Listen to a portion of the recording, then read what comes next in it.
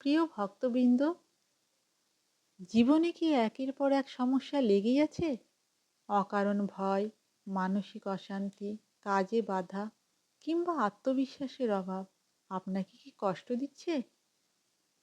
সনাতন ভক্তি পরম্পরায় এমন একটি হনুমান মন্ত্রের কথা বলা হয়, যা সংকট মোচন নামে সুপরিচিত। আজকের ভিডিওতে জানবেন সেই মন্ত্র, যার আধ্যাত্মিক তাৎপর্য, সঠিক জপ পদ্ধতি এবং মঙ্গলবার কেন এই মন্ত্র বিশেষভাবে জপ করা হয়। জয় শ্রীরাম, জয় বজরংবলী। আপনাদের সকলকে আন্তরিক স্বাগত।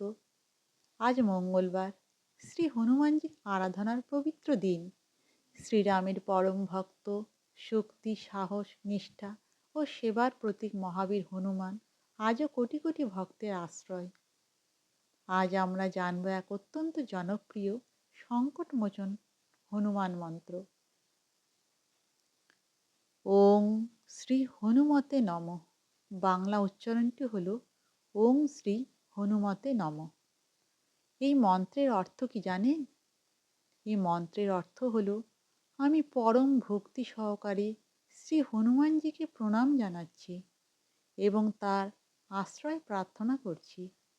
ভক্তি পরম্পরায় বিশ্বাস করা হয়, এই মন্ত্র জপ করলে পরে মানুষের মনে সাহস, স্থিরতা ও ইতিবাচক চিন্তা এবং ঈশ্বরের প্রতি অটল বিশ্বাস গড়ে তুলতে সাহায্য করে। মঙ্গলবার ভোরে অথবা সন্ধ্যায় স্নান করে পরিষ্কার বস্ত্র পরিধান করুন।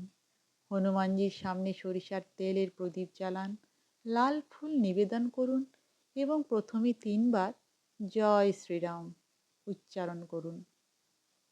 তারপর 11, 21 বা 108 বার এই মন্ত্র জপ করুন।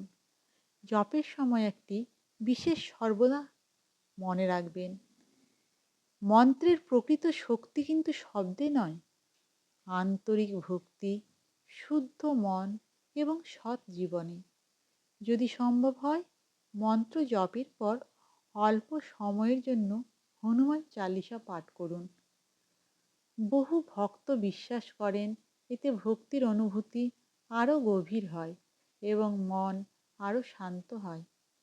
জীবনে যে কোনো কঠিন সময়ে হতাশ না হয়ে শ্রীরাম ও হনুমানজির শরণ নেওয়াই সনাতন ধর্মের শিক্ষা।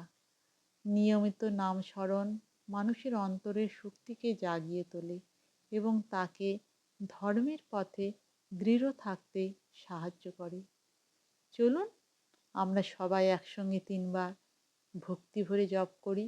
ওং শ্রী হনুমতে নমঃ, ওং শ্রী হনুমতে নমঃ, ওং শ্রী হনুমতে নমঃ। মহাবীর হনুমান আপনাদের সকলের জীবনে সাহস, সুস্বাস্থ্য, শুভবুদ্ধি এবং ধর্মপথে চলার শক্তি প্রদান করুন।